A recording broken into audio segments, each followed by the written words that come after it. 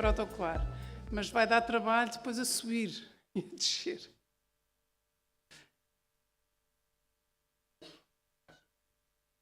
Então, boa tarde, sejam muito bem-vindas, sejam muito bem-vindos, cada uma das pessoas presentes, todas as gerações, todas as áreas de especialidade, com interesse por este tesouro, agora reeditado de uma forma fabulosa, cumprindo ou tentando cumprir um protocolo de cumprimentos.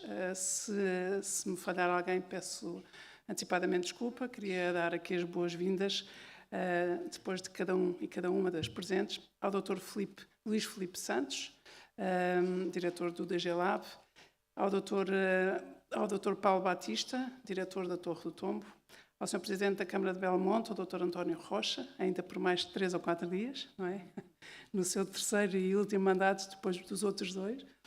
Ao Sr. Embaixador Raimundo, tenho aqui, peço desculpa, Sr. Embaixador, Raimundo Carreiro Silva, ao Sr. Cônsul-Geral do Brasil em Lisboa, Dr. Alessandro Candeias, ao diretor da Caleidoscópio, Dr. Jorge Ferreira, e ao professor João José Alves Dias, autor deste maravilhoso estudo e muito completo. Sejam muito bem-vindas, sejam muito bem-vindos.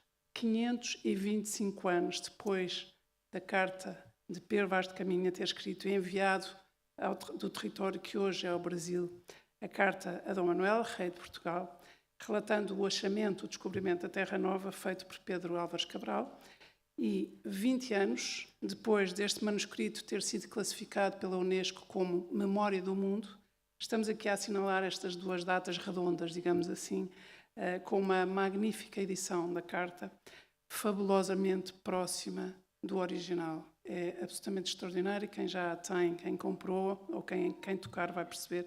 E é fabulosamente próxima porque ela reproduz até a forma como está dobrada, o corte original, reproduz o papel e as letras entregues em mão, El Rei Dom Manuel. Gostava de vos dizer que, estou a tentar não estragar aqui isto, mas gostava de dizer que esta edição é uma edição com 1000 exemplares, todos numerados, todos carimbados com o selo branco da editora Caleidoscópio, e é uma edição. Nós sabemos que há 200 anos que esta carta vai sendo estudada e editada, mas esta edição culmina aqui com um certificado de autenticidade, com o facsímile do certificado da Unesco, também, que classificou como Memória do Mundo, há 20 anos, precisamente, como referi há pouco. Um facsímile da carta, eu sei que isto é o facsímile, mas quase que parece que estamos a pegar no original, portanto este meu cuidado parece assim um bocadinho bizarro, mas é que a sensação é que estamos mesmo muito próximos do original. E depois temos esta fabulosa edição cujo estudo foi feito pelo professor João José Alves Dias em português e em inglês, com 3 formas de leitura, ou seja, com muito enquadramento, com muito estudo feito, e com a possibilidade de uma leitura paleográfica, uma leitura diplomática e uma leitura para português atual, e também estas 3 formas de leitura também depois traduzidas para inglês, o que torna esta edição realmente ainda mais universal do que já é. Como todos sabemos, acho eu, não estou a dar novidade a ninguém, mas o Pedro Vaz de Caminha viajava na armada de Pedro Álvares Cabral a caminho da Índia. Eu estou aqui com muitas coisas, por isso é que não está a ser muito fácil, mas para ir ocupar um lugar de escrivão de Aires Correia, que foi nomeado feitor de Calcute. E como diz o autor do estudo, era natural que o Pedro Vaz de Caminha transportasse consigo, e estou a citar, todo o material necessário ao seu cargo, ou seja, papel, tinta sépia e instrumentos de escrita apropriados e aperfeiçoados. A carta em que Pedro Vaz de Caminha, porventura um escrivão acidental desta frota, da frota de Pedro Álvares Cabral, em que ele registrou as suas impressões sobre a Terra Nova, é também o primeiro documento escrito da história do Brasil. Está datada de maio de 1500, foi trazida a Portugal por Gaspar de Lemos, que era comandante do navio de mantimentos da frota, e posso-vos garantir que é uma delícia lê-la nesta edição. E não quero alongar-me, E também não quero fazer nenhum spoiler para além de todos os que já fiz, mas acho que não disse assim nada que fosse novidade para ninguém. E não resisto a citar o Pedro Vaz de Caminha na sua descrição sobre os homens e as mulheres que acharam na Terra Nova. E ele diz: a feição deles é serem pardos, maneira de avermelhados, de bons rostos e bons narizes, bem feitos. Andam nus, sem nenhuma cobertura, nem estimam nenhuma coisa cobrir, nem mostrar suas vergonhas. E estão acerca disso, das vergonhas, com tanta inocência como têm em mostrar o rosto. E fim de citação. Minhas senhoras e meus senhores, passo a palavra ao Dr. Luís Filipe Santos, Diretor-Geral do Livro, dos Arquivos e das Bibliotecas, o famoso DGLAB.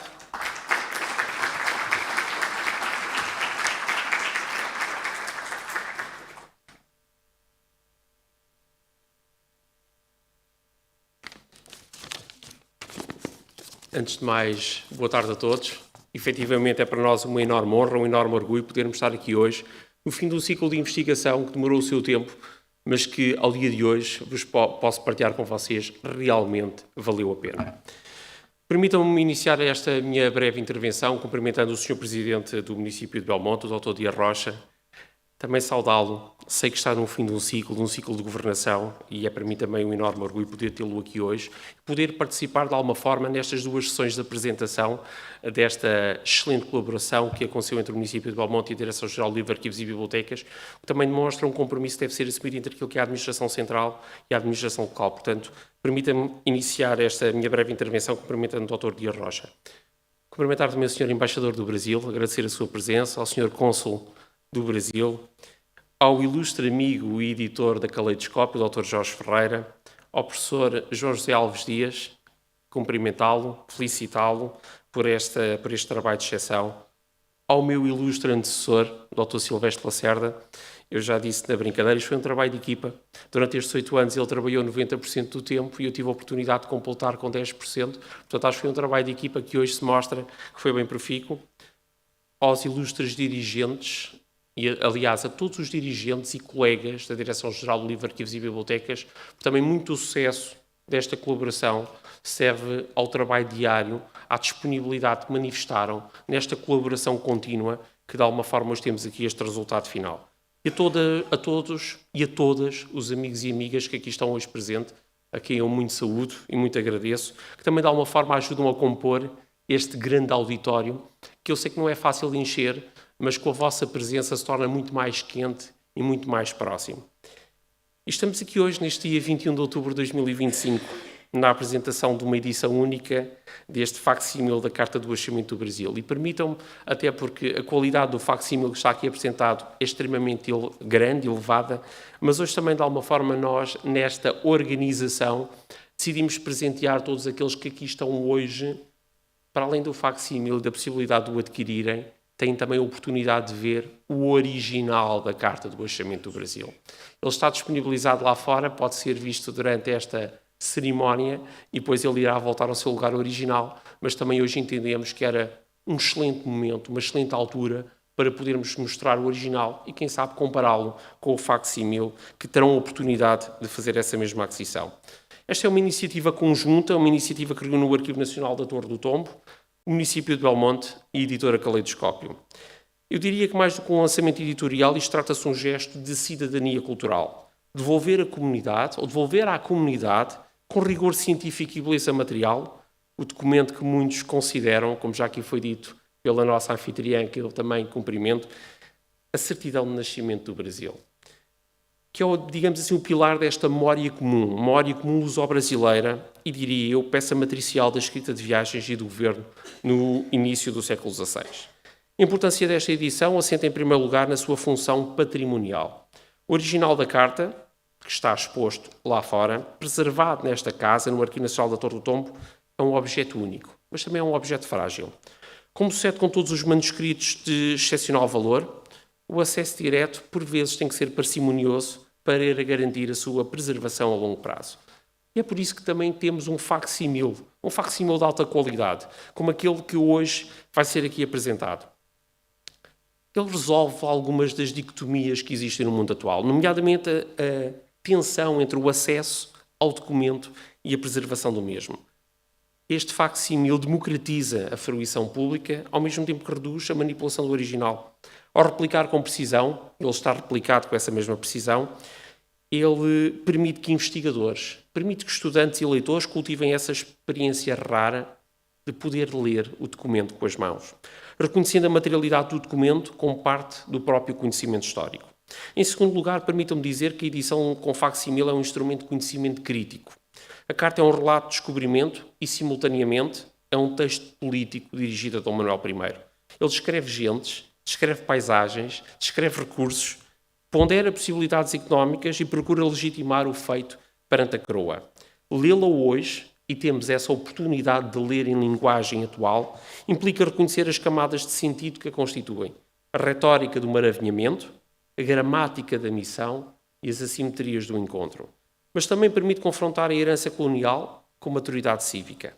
Uma excelente edição, como aquela que hoje é apresentada, sustenta esse exercício com transcrição diplomática, paleográfica, notas e ensaios introdutórios que situam o leitor entre a língua de 1500 e as perguntas que muitos de nós poderão colocar no ano 2025. A participação do Arquivo Nacional da Torre do Tombo, diria eu, é decisiva. Nós somos os guardiões do original e conseguimos aportar a esta apresentação a autoridade custodial do Estado, porque também temos responsabilidades nessa matéria, garantindo a mediação científica, a descrição normalizada e a cadeia de autenticidade que distingue uma edição patrimonial, como aquela que hoje está aqui a ser apresentada, do mero produto gráfico. Mas também permitam falar dos outros dois parceiros. O município de Belmonte, que dá a esta edição um território com sentido. Terra de Pedro Álvares Cabral, e já agora permitam-me dizer, porque o digo sempre, um concelho do meu distrito. Belmonte é um lugar onde a memória da expansão se cruza com a identidade local.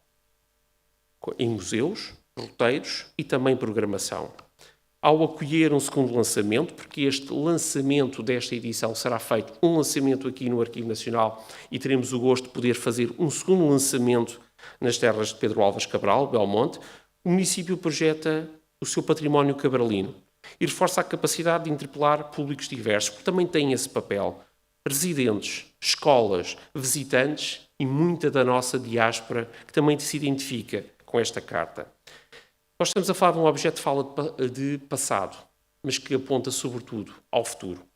A apresentação deste facsímile abre portas a ciclos de conferências, a discussão, a visitas, a parcerias com a rede educativa também da nossa beira, fazendo da carta um programa vivo e não apenas e só uma peça de vitrine. Mas temos um terceiro elemento nesta equação, a caleidoscópio, que assegura a ponte entre a ciência e o design editorial e a investigação.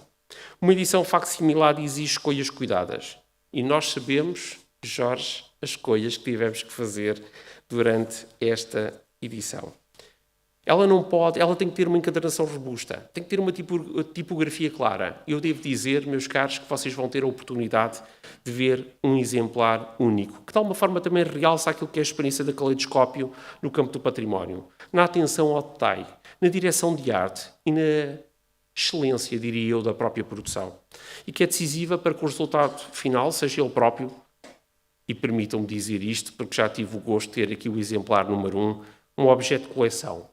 Um objeto de coleção porque também estamos na Casa do Livro e das Bibliotecas, capaz de circular em bibliotecas, circular em arquivos, circular em museus, circular em escolas e que estará disponível também em livrarias para poder ser adquirido. Este projeto é também ele um exemplo de cooperação institucional. Um exemplo onde o resultado é superior à soma das partes. Uma edição ancorada no rigor, animada pela comunidade e vocacionada para circular em toda a lusofonia. É um modelo replicável para outros documentos nucleares do nosso património, que permite consolidar redes entre arquivos, entre bibliotecas, entre museus, entre universidades, entre escolas e também entre livreiros. E que também tem relevância pedagógica. Aliás, esta relevância pedagógica, diria eu, é evidente. Os nossos professores, não só da área de História, não só na área da língua portuguesa, não só das artes, encontram aqui um recurso pedagógico raro, que pode ser trabalhado. Pode ser trabalhado na materialidade do manuscrito, pode-se cruzar com a leitura literária e pode ser visto E eu aqui reforço, porque mais uma vez, para além de estarmos na Casa dos Arquivos, também estamos na Casa do Livro e das Bibliotecas. Pode ser visto também nas bibliotecas. Podendo desencadear clubes de leitura histórica, exposições, oficinas de escrita e projetos de ciência cidadã.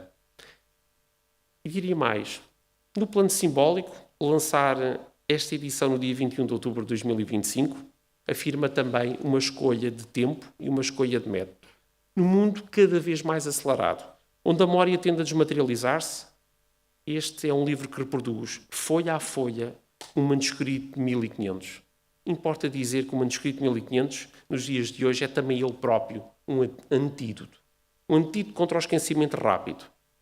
E a todos aqueles que aqui estão, e a mim em particular, lembrando-nos que a história acontece em papel, a história acontece com tinta e a história acontece sob mãos concretas.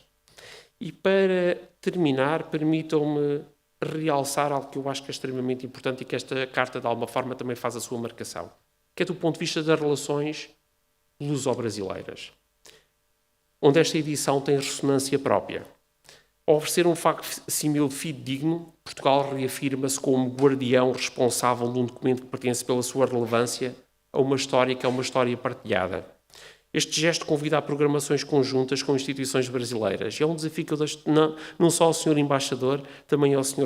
Cônsul, este desafio a programações conjuntas, a intercâmbios académicos e a ações de mediação dirigidas a comunidades lusodescendentes. Até porque a Carta é ela também um lugar de encontro. Um lugar em que temos um texto que podemos ler criticamente, mas que reconhece as grandezas para além das sombras. Um ponto de partida para reimaginar pontos culturais e científicas no espaço da lusofonia, uma lusofonia que deve ser partilhada. E agora sim, terminando, falando da dimensão da política pública. Porque investir numa edição facsimilada de um documento nuclear é também entre nós, instituições, afirmar prioridades. É valorizar o património, é valorizar e qualificar as nossas editoras, é formar os nossos públicos, mas é também criar pontes entre os diversos países. É potenciar a economia do livro, é potenciar o turismo cultural, é potenciar a diplomacia do conhecimento, enquanto se consolida uma cultura de acesso responsável, acesso que abre, que explica e que protege. Que estas duas apresentações, tanto aqui no Arquivo Nacional da Torre do Tombo, mas também em Belmonte, sejam mais por isso, mais do que uma cerimónia, que marquem o início de um programa continuado de leitura, de investigação e de mediação em torno desta Carta do Achamento, que suscite perguntas novas, que devolva às comunidades a alegria de tocar a história com as mãos e que na memória de cada um dos leitores que pegarem em cada um daqueles exemplares, fique a certeza de que os documentos, quando abertos, quando partilhados e quando cuidados, são sobretudo sementes do futuro. Serão pontos entre gerações, pontos entre territórios e entre línguas, feitas de papel, tinta e responsabilidade comum. Permitam-me agradecer a presença de todos aqueles que estão hoje aqui neste auditório, neste Arquivo Nacional da Torre do Tombo, nesta Casa da Memória. Uma Casa da Memória que é guardiã do passado, mas que é sobretudo inspiradora para o futuro. Espero que esta carta seja também ela inspiradora para o futuro de cada um de nós. Obrigado pela vossa presença e até à segunda apresentação da carta no município de Belmonte, a quem eu aproveito mais uma vez para cumprimentar. Muito obrigado a todos.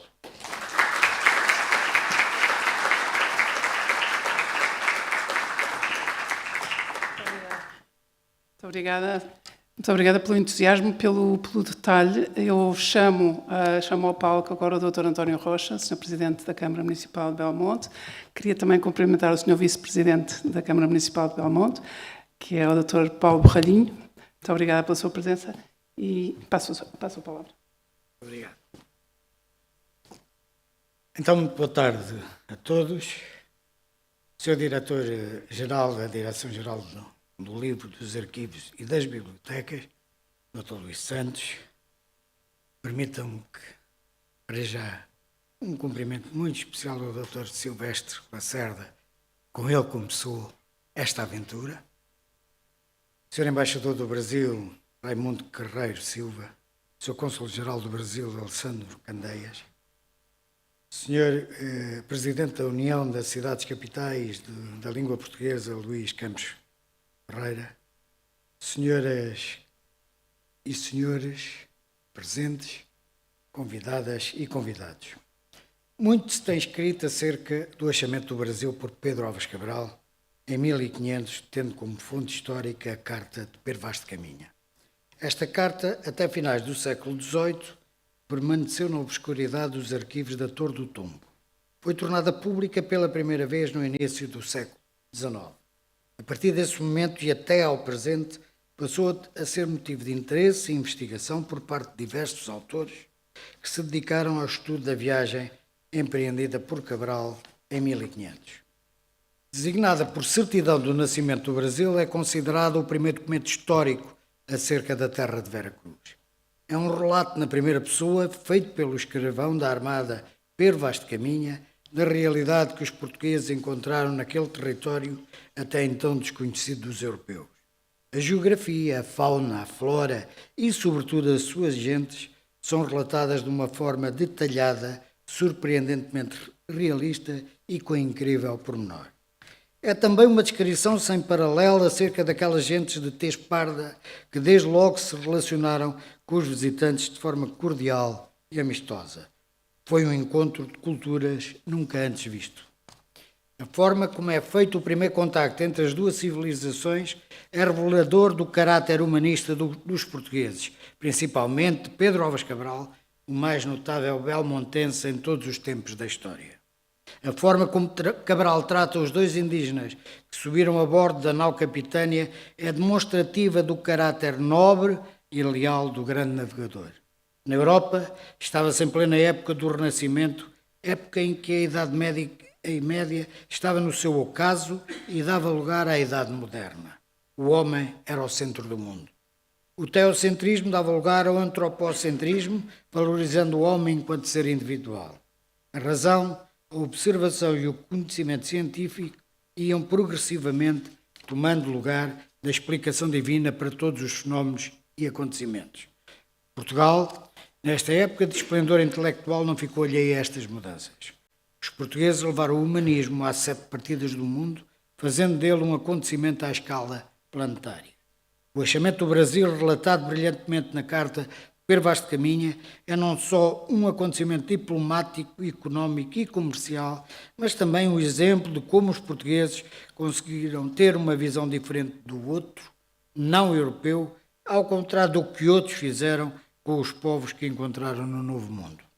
É claro que a história não se fez apenas de convívios amistosos. Ao longo dos tempos cometeram-se atrocidades e muitos erros, como sempre aconteceu em todas as épocas, desde o aparecimento do homem no mundo. A história, como ela foi, não pode ser escondida, revista ou recontada. No entanto, esses mesmos erros deram lugar, no território hoje conhecido como Brasil, a uma intensa miscigenação, a uma mistura inédita e ímpar que levou ao nascimento da cultura e da atual sociedade brasileira. O Brasil é, na atualidade, um dos países mais poderosos do mundo. A Carta de Pero Vaz de Caminha é também um documento da máxima importância para o mundo, para Portugal e para os belmonteses, como para estes é tudo o que se relaciona com o Brasil. Belmonte, como berço de Pedro Álvares Cabral, é também para nós o berço do Brasil. Como costumamos dizer em Belmonte, nasceu o Brasil. Isso faz parte desde há muito do nosso imaginário, da cultura da nossa terra, onde a tolerância, conforme pode ser vista no encontro entre indígenas e os portugueses da Armada de Cabral, é não só um símbolo, mas também uma prática do cotidiano. Hoje, em parceria com a Direção-Geral do Livro, dos Arquivos e das Bibliotecas, o município de Belmonte e a editora Caleidoscópio lançam uma nova obra de investigação acerca da Carta de Pero Vaz de Caminha, com o patrocínio da Presidência da República e do Ministério da Cultura. Trata-se de investigação do ilustre historiador professor João José Alves Dias, autor de uma vasta obra acerca da história de Portugal. A edição que hoje apresentamos é, para além do novo estudo, transcrição e leitura atual da Carta de Caminha, uma obra que lança um novo olhar sobre a data da chegada da Armada de Cabral à costa brasileira, que o capitão batizou como Terra de Vera Cruz. É assim a história, o que para o comum dos cidadãos parece ser uma verdade inquestionável. Os historiadores, através das suas investigações, trazem novas hipóteses acerca de um determinado capítulo da referida história. Esta obra, de grande qualidade, irá certamente promover o conhecimento do passado para que melhor possamos compreender o presente e, deste modo, podermos construir um futuro melhor. Para terminar, o meu agradecimento a todos os que aqui estão connosco e nos honram com as vossas presenças. Um agradecimento especial ao seu Diretor-Geral da Direção-Geral do Livro, dos Arquivos e das Bibliotecas, Dr. Luís Santos, aos responsáveis pela Torre do Tombo, à editora Caleidoscópio, à Volt, à Ignite e a todos os que colaboraram na concretização desta cerimónia. Bem-ajam.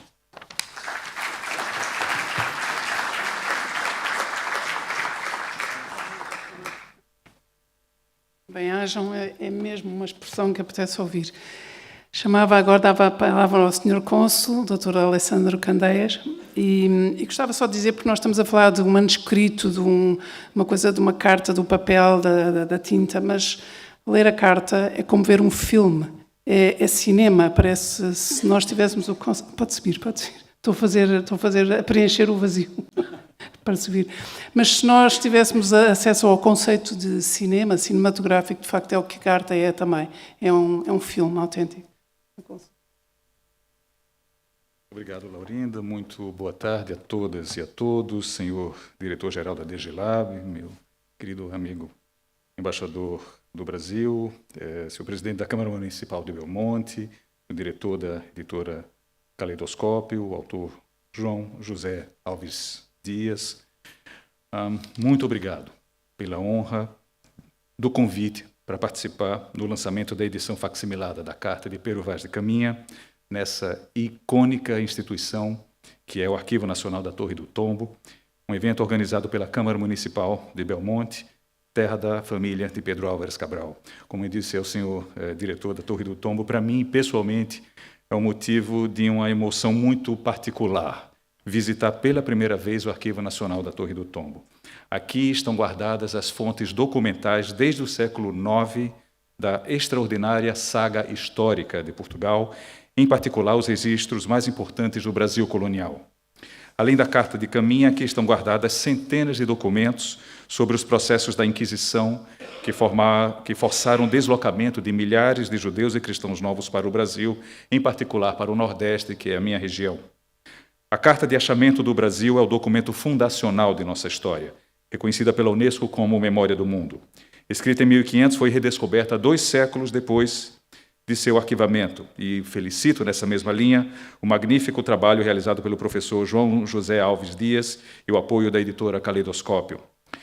Além de seu evidente valor histórico e simbólico, desejo também destacar a importância literária da Carta de Caminha. A literatura portuguesa de 1500 se situava na transição entre a Idade Média para o Renascimento, nos âmbitos do classicismo, do quinhentismo.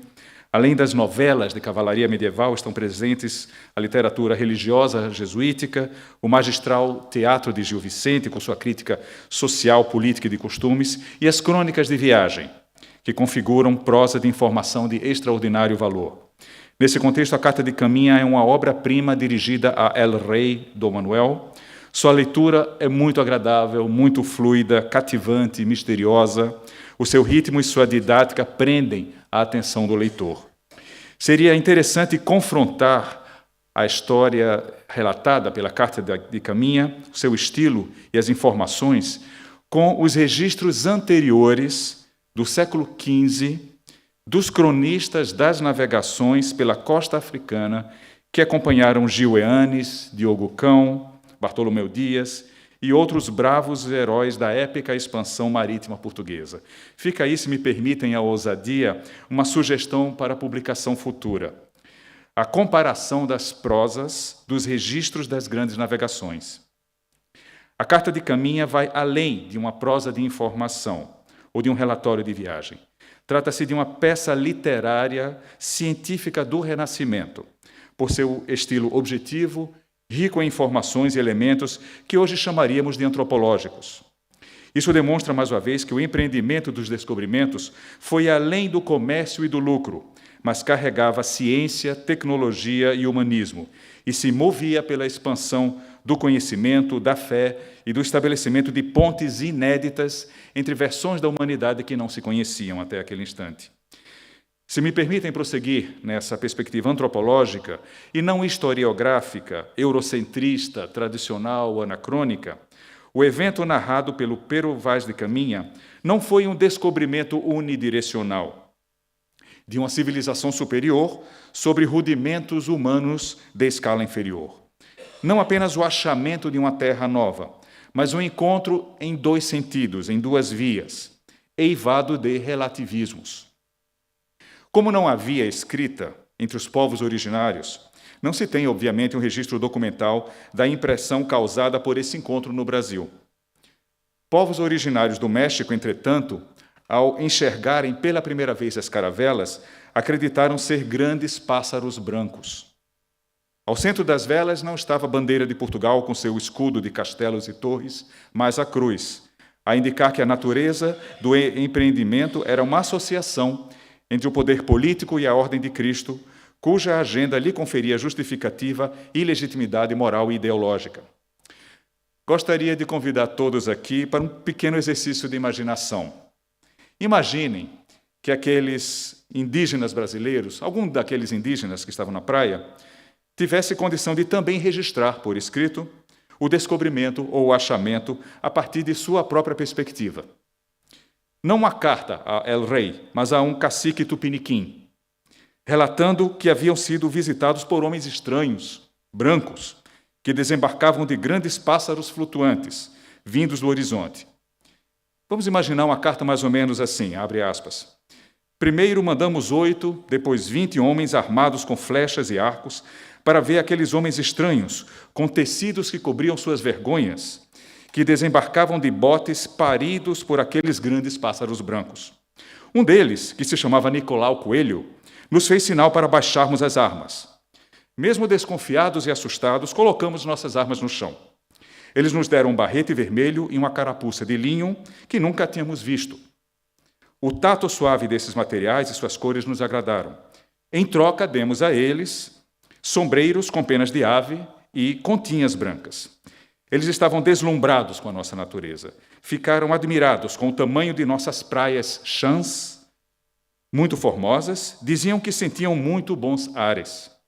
Diziam que éramos galantes, pintados, que estávamos nus e éramos inocentes. Tínhamos boa pele e excelente saúde. Achamos estranho. Será que no mundo deles é diferente? Mostramos um papagaio. Se divertiram muito e levaram um para eles. Em troca, nos mostraram bichos que nunca tínhamos visto. Um carneiro, umas aves pequenas que nos deram medo, chamavam de galinhas. Nos mostraram também alimentos que não conhecíamos: pão, mel, figos, vinho. Tudo tinha um gosto horrível. Provamos, cuspimos, jogamos fora. Nos deram também água. Tinha um gosto horrível, só serviu para nos lavarmos. Nossas águas são muito mais puras. Por isso enchemos de água os barris deles. Um dos nossos viu um colar, que eles chamavam de rosário, e ficou com ele. Outro viu um belíssimo colar dourado do cacique deles, que tinha o nome de Pedro Álvares Cabral. Apontou para o interior para dizer que tínhamos esse mesmo material que chamam de ouro. Nos mostraram uma outra peça linda, de branco reluzente, que chamavam de castiçal de prata. Dissemos que também havia desse material no interior da terra. Nos mostraram tapetes de pele muito macia e colorida, chamavam de alcatifas.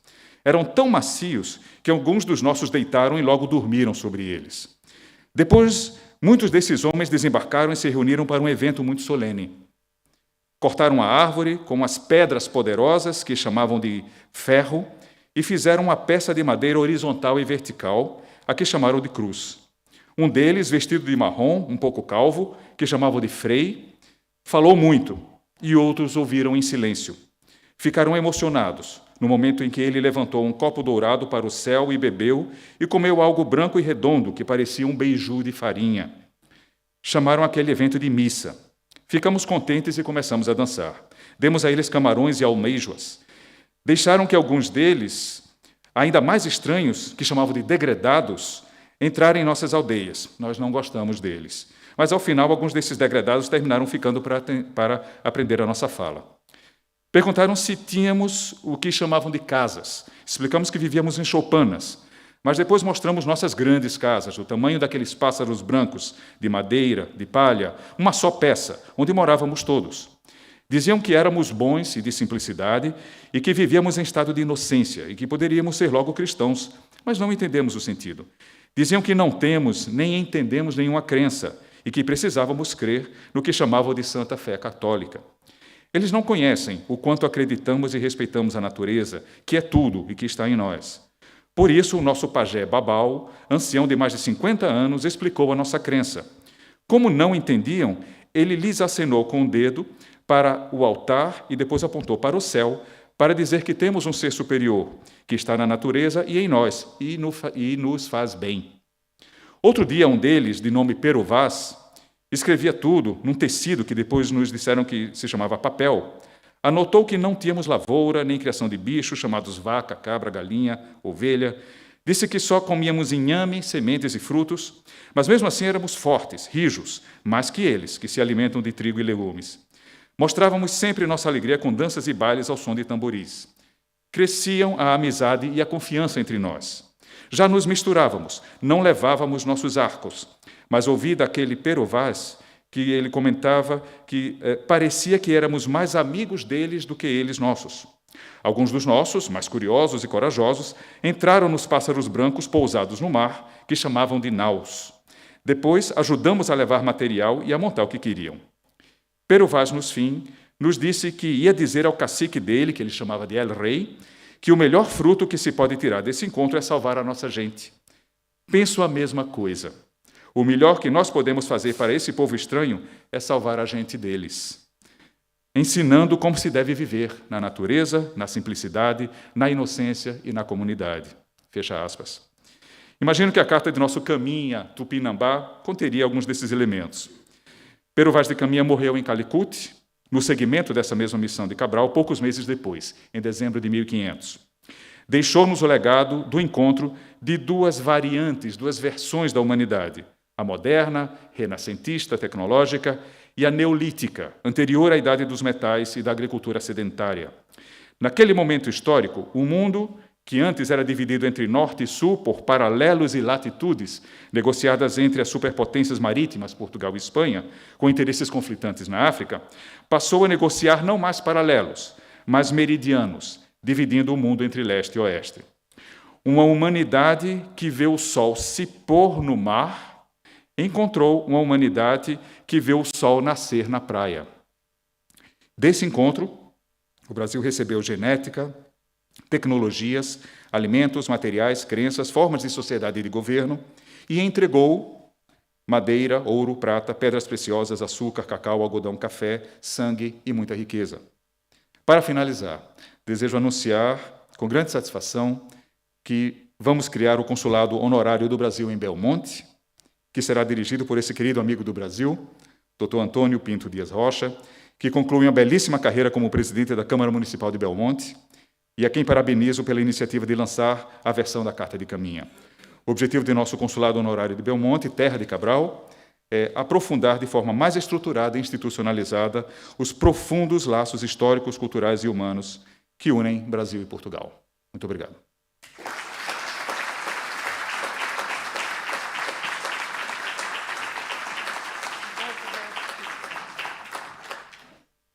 E chamo ao palco o Dr. Jorge Ferreira, da Caleidoscópio. E eu não vou mesmo, para quem conhece a carta, quem leu, sabe que há uma coisa no fim. E no fim há um favor que o Pero Vaz de Caminha pede ao rei. Mas isso fica para lerem depois em casa. Quem sabe já sabe, quem não sabe fica a saber. Dr. Jorge Ferreira, está de parabéns. A palavra é sua.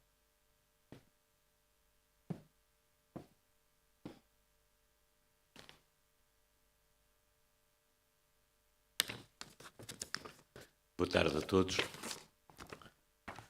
Muito obrigado. Estou feliz. Excelentíssimo Sr. Diretor da DG Lab, Sr. Diretor da Torre do Tombo, Sr. Embaixador do Brasil, Sr. Cônsul do Brasil, digníssimas entidades oficiais, minhas senhoras e meus senhores.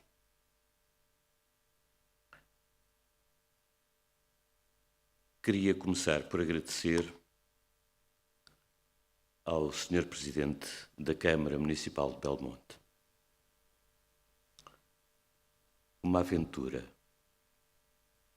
uma forma de mostrarmos como podemos acreditar uns nos outros.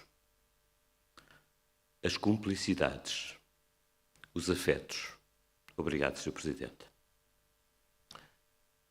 Queria, obviamente, agradecer ao Sr. Diretor da DG Lab, Dr. Luís Santos, e, obviamente, ao seu antecessor, Dr. Silvestre Lacerda, porque esta ponte que se faz entre o Arquivo Nacional da Torre do Tombo, a DG Lab, a Câmara Municipal de Belmonte e a Caleidoscópio tem a vossa mão.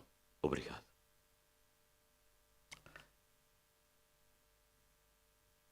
Queria agradecer a Sua Excelência, o Sr. Presidente da República, o alto patrocínio dado por si a esta obra. Não no início do processo, a meio do processo, quando lhe foi solicitado. Como percebem, eu não estou a seguir protocolo. Quero agradecer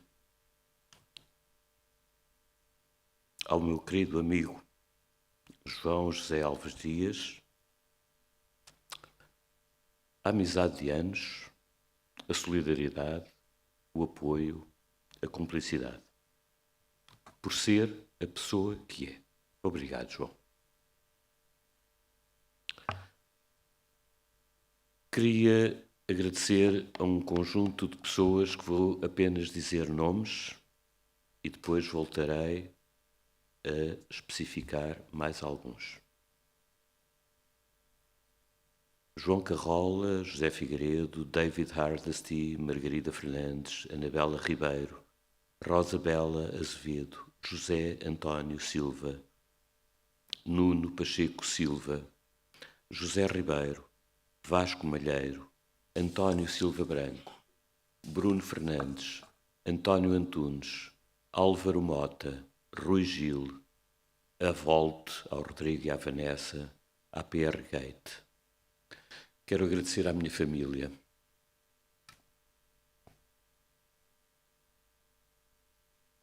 Ao meu pai, à minha mãe, a minha mulher que não está hoje connosco porque foi submetida a uma operação ontem, ao meu filho, à minha nora e à minha neta, olá Maria. Agradeço a todos por terem vindo.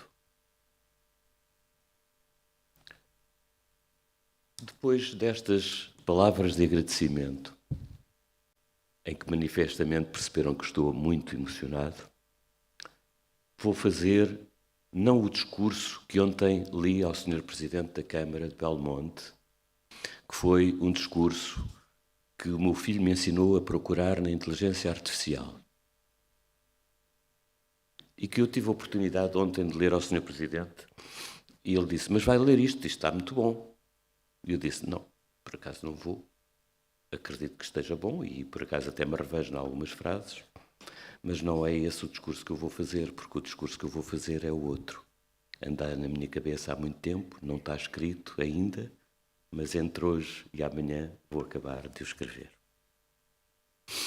Então, permitam-me, por favor. Eu, editor, me confesso. Este é de facto um momento muito especial.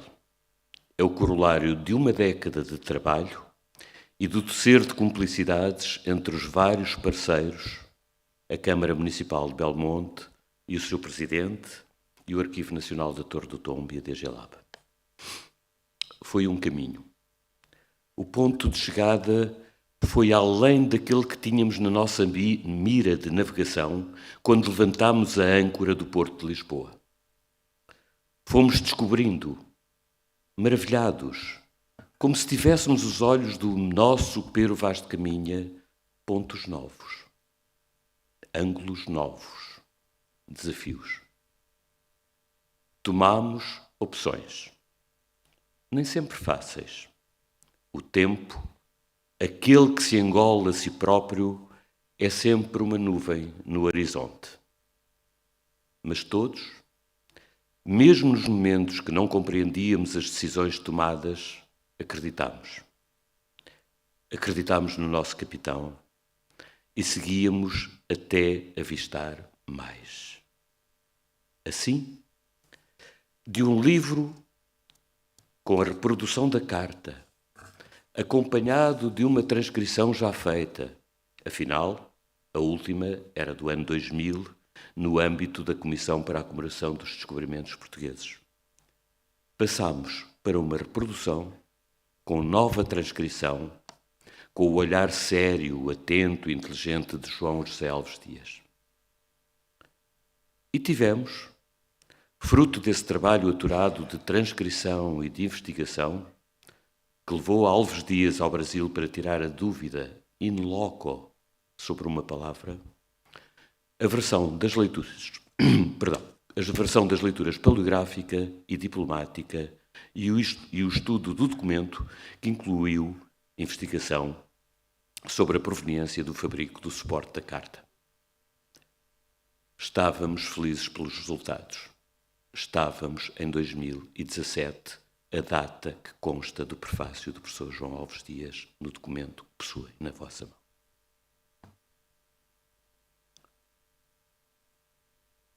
Afinal, havia novidades na transcrição feita. Mas este documento havia sido, em 2005, reconhecido como Memória do Mundo pela Unesco. Um património com expressão internacional. Mas mesmo entre os portugueses, quem consegue interpretar a leitura paleográfica ou mesmo a diplomática? Importava dar ao leitor uma leitura em português atual, sem perder a musicalidade, o tom de 500.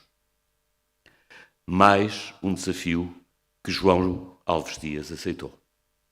Munido da sua enorme erudição, da sua enorme biblioteca e dos seus amigos maiores, cultores da língua, entrega-nos hoje esta leitura atual repleta de notas.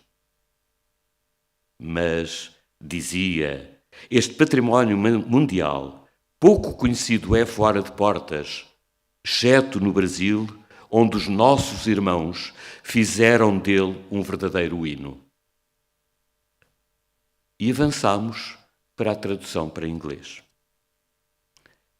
Esta é uma história breve sobre esta edição, recheada das cumplicidades de que falei há pouco, de afetos, de querer e de querer. À beira de completar 40 anos de atividade enquanto editor, o que poderia pedir mais?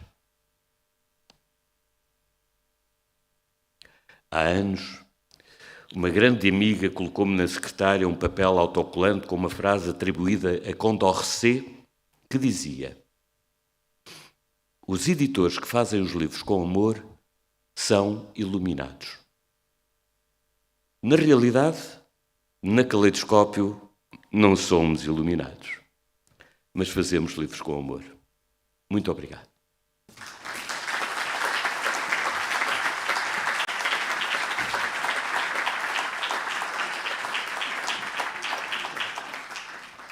Eu acho que a neta Maria foi quem segurou as lágrimas do avô, diria eu. A neta Maria é aquela criança amorosa e bem educada que está ali a ouvir. Queria chamar ao palco agora e dar o palco ao Sr. Professor João José Alves Dias e ouvir a forma como trabalhou, ver aquilo que nos quer mostrar e dizer aos pais da Maria que este é um livro maravilhoso para, em certas partes, contar aos netos e aos filhos. E agora a palavra. E the floor is yours. Muito obrigada e muitos parabéns, porque eu acho que estamos todos muito comovidos. Não é só o editor.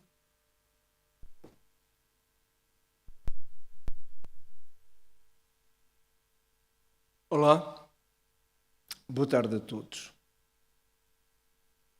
Eu podia-me calar e dizer apenas obrigado.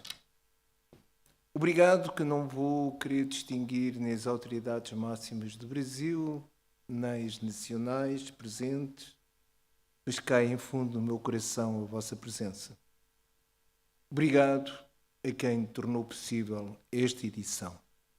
Há, contudo, alguns nomes que eu tenho que agradecer, que fizeram parte deste percurso.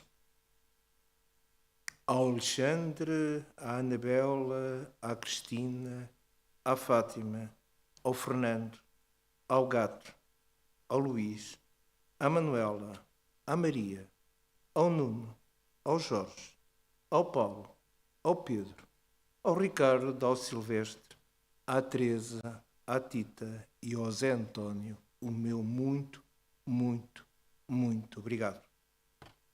Estes agradecimentos são de 2017. Depois destes, continuariam outros muitos, que não vale a pena dizer. Calam fundo no meu coração. As lágrimas nem por vezes choram pelas pessoas que as merecem. E por isso, vamos contê-las.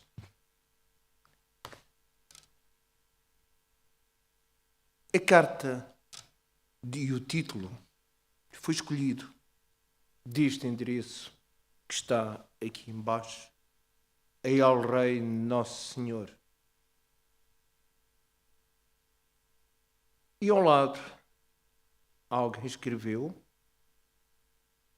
carta de Pero Vaz de Caminha, do descobrimento da Terra Nova que fez Pedro Álvares. E foi isso mesmo que escolhemos como título desta obra. A junção das duas coisas. Caminha é, sem dúvida, um hábil escritor. É quase uma inteligência artificial para o século XVI. Ou melhor, para o último ano do século XV, dado que 1500 é o último ano do século XV.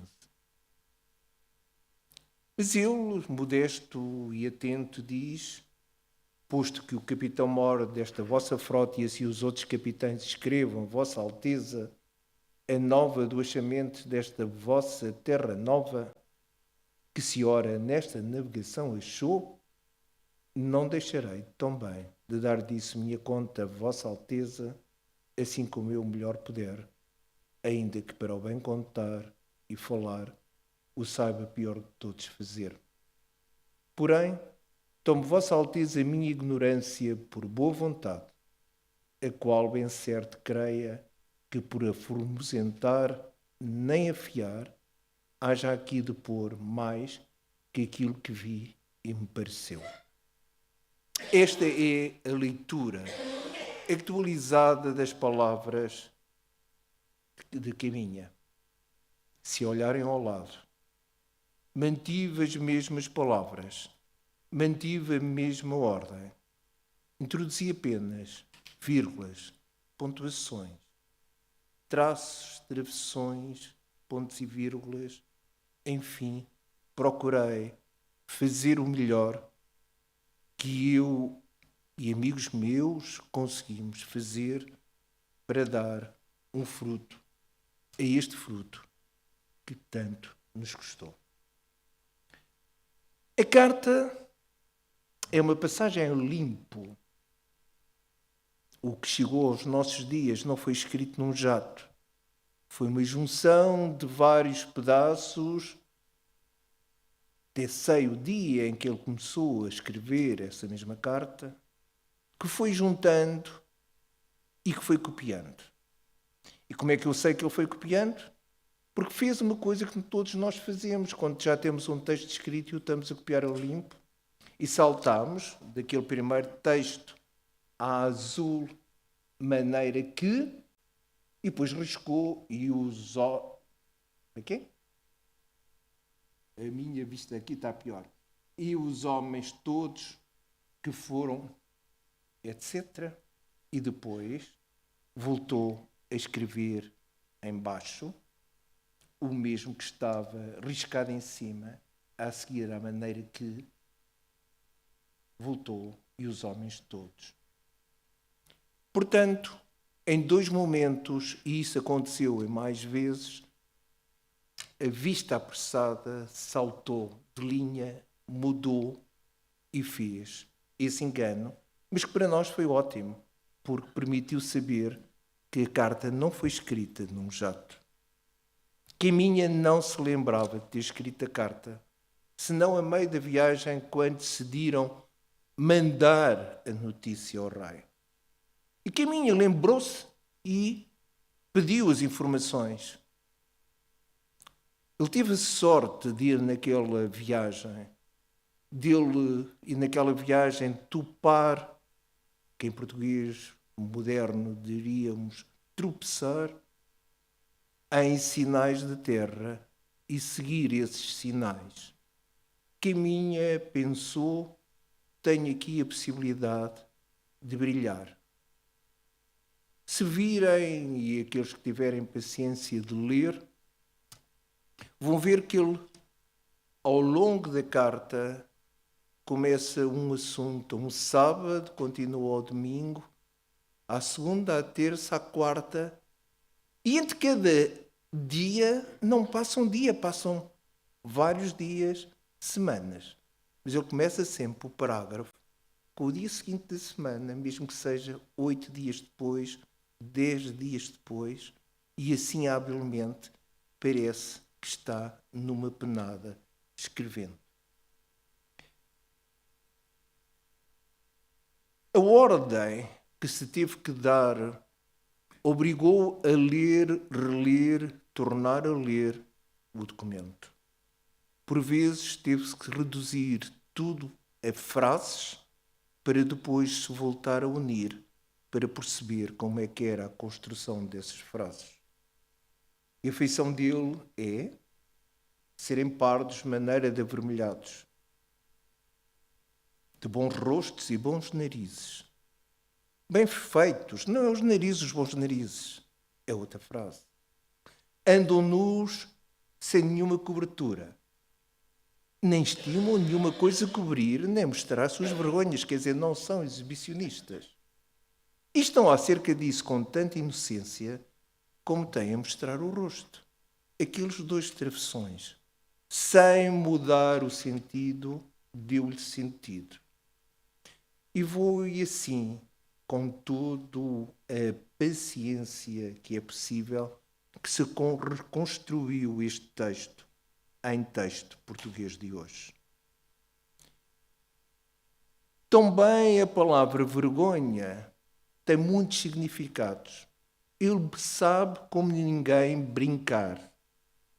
E aquilo que muitas vezes as pessoas têm dito, ele compara a vergonha com a vergonha das portuguesas. Não. Ele compara o sentimento da vergonha e não a vergonha. E uma daquelas moças era toda tinta de fundo acima daquela tintura, a qual certo era tão bem feita e tão redonda, e sua vergonha, que ela não tinha. Portanto, ela não tinha sentimento de vergonha. Tão graciosa que muitas mulheres da nossa terra, vendo-lhe tais feições, fizera vergonha por não terem a sua como ela, isto é, por não sentirem maldade, por não sentirem culpa. Era talvez um dos momentos que eu gostei de precisar ao longo de toda esta escrita. A outra novidade, há algumas leituras novas. Eu fiz ao contrário. Eu fiz a minha leitura, depois de fazer a minha leitura fiz o meu pensamento e depois fui ler as outras leituras. E vi que tinha visto coisas que não tinham os outros topado. Isto é, a palavra riba de mar. E que até hoje foi integralmente sempre publicado como uma palavra ribeira. Eu tentar localizar aqui, porque pediram há bocado para falar. Eu deveria ter marcado há bocado. Bom, no original é mais fácil de encontrar. No original encontrei. Pior é se me engajo que depois ficam a olhar para mim. 60.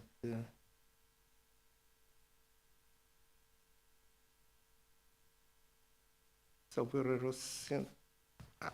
É fácil.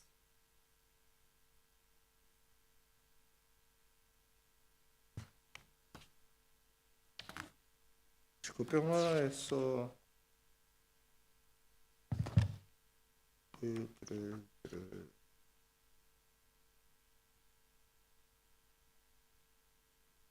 Digo eu que é fácil. Pois não é.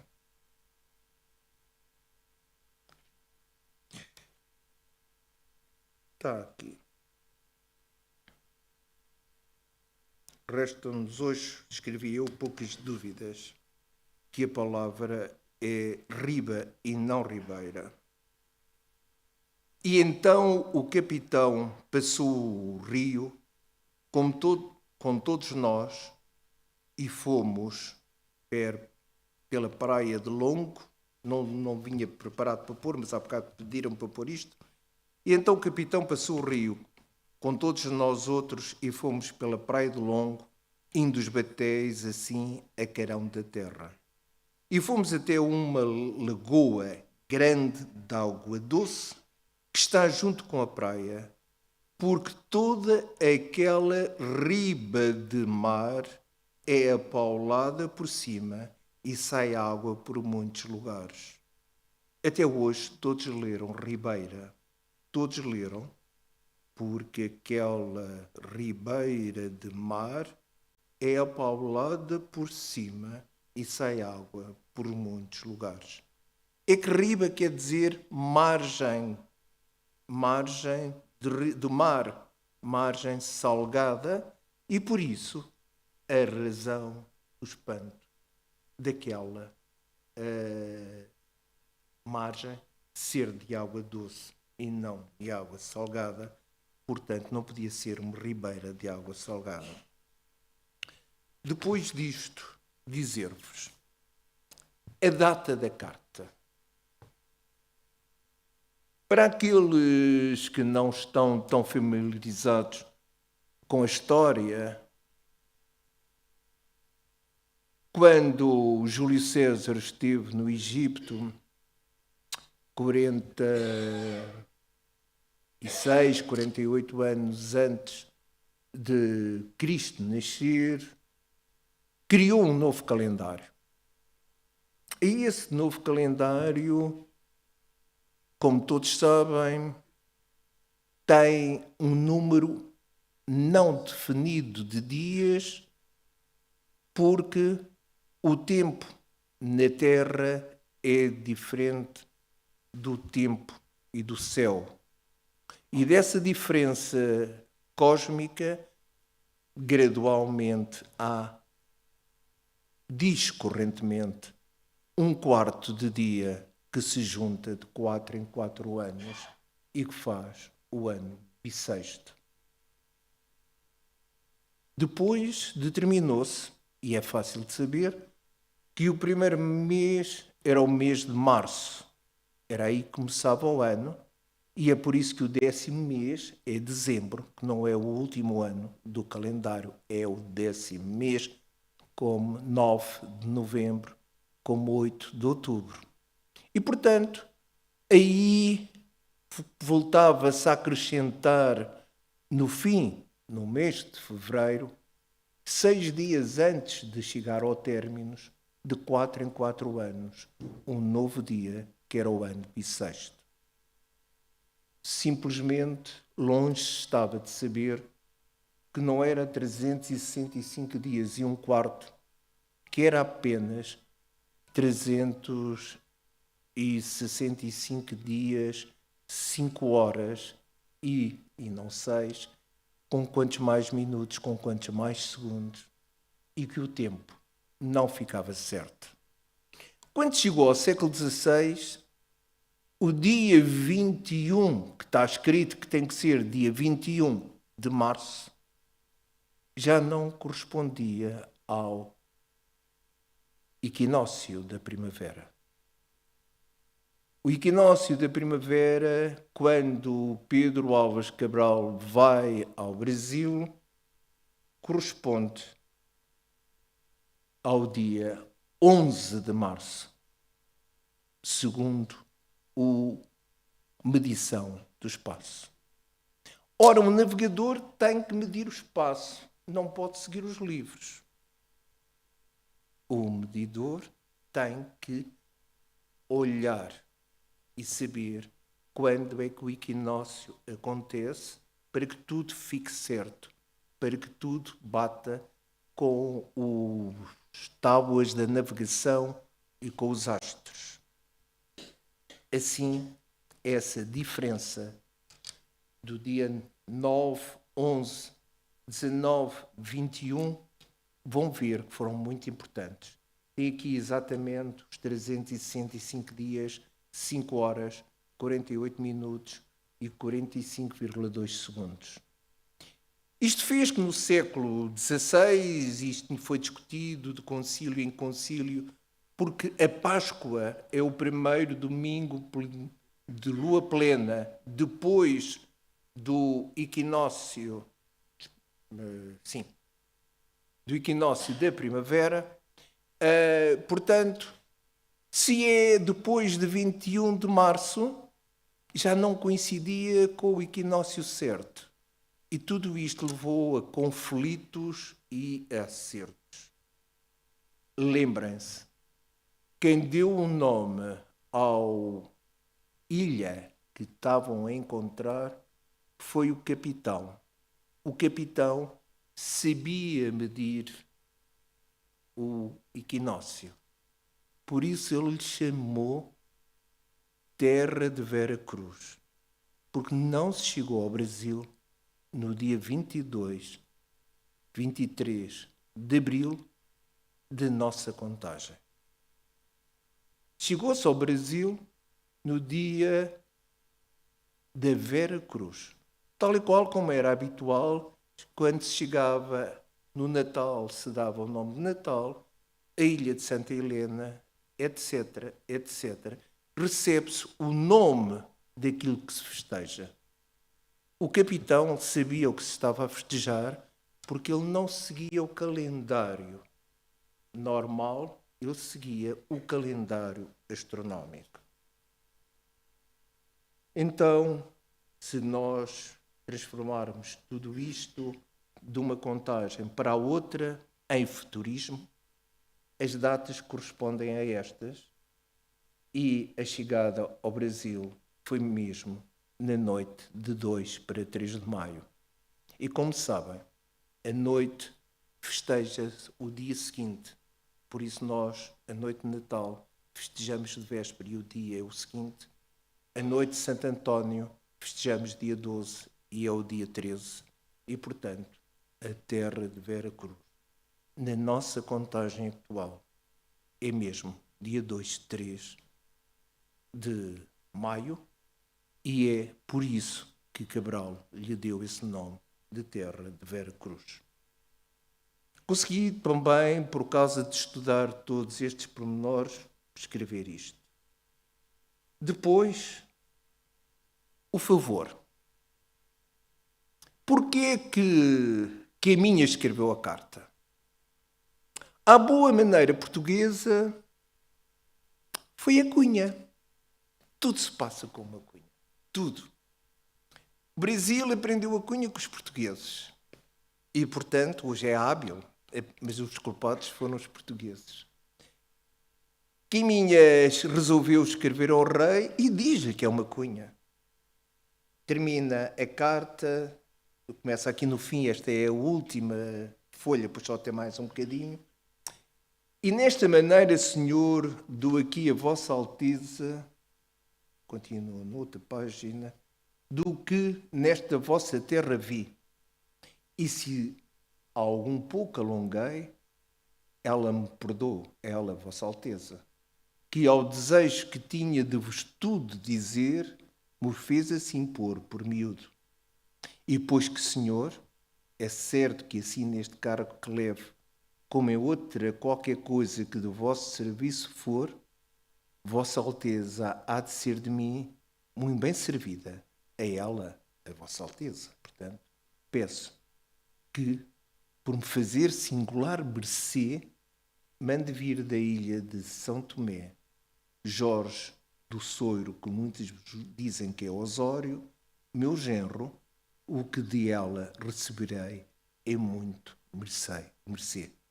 E beijo as mãos a Vossa Alteza. Isto é, uma cunha. Ficou contente com o que vos disse? Então façam-me um favor a mim próprio. Assim estou eu. Fizeram-me um favor, deram-me a oportunidade de fazer este estudo. Eu tentei fazê-lo o melhor possível. A todos que estão presentes, eu digo obrigado. Tenho, sem dúvida, aqui muitos daqueles que me estimam. Tenho aqui presentes 43 anos de professor. Tenho aqui alunos do meu primeiro curso e tenho aqui alunos do meu atual curso. E tenho alunos por meio. Tenho o meu braço direito, não tenho o braço esquerdo, nem outros, mas tenho aqui o meu braço direito, a quem este livro foi dedicado. O Pedro Pinto, amigo e amigo de todos. Obrigado, meus queridos amigos.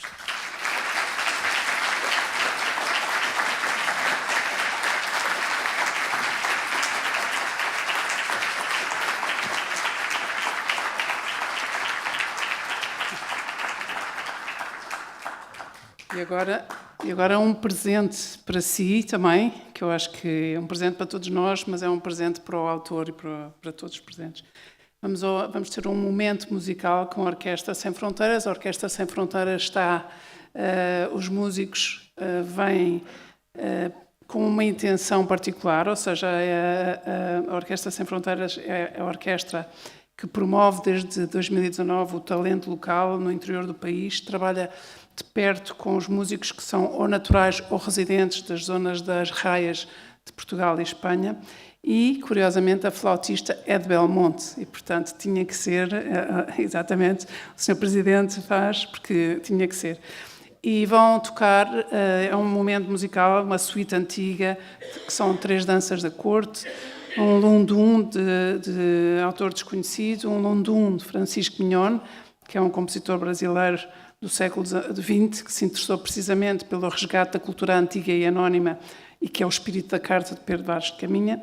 E para terminar, um samba que todos nós conhecemos, aliás foi tocado pelos Black Eyed Peas e portanto é um samba universal, o Mais Que É Nada, e é um samba de Sérgio Mendes que morreu em 2024. Eu vou dar já o palco aos músicos e agradecer, ficam já os agradecimentos todos feitos e a seguir ao momento musical encontramos-nos em Belmonte. Muito brevemente, no dia 31. Muito obrigada a todas e a todos.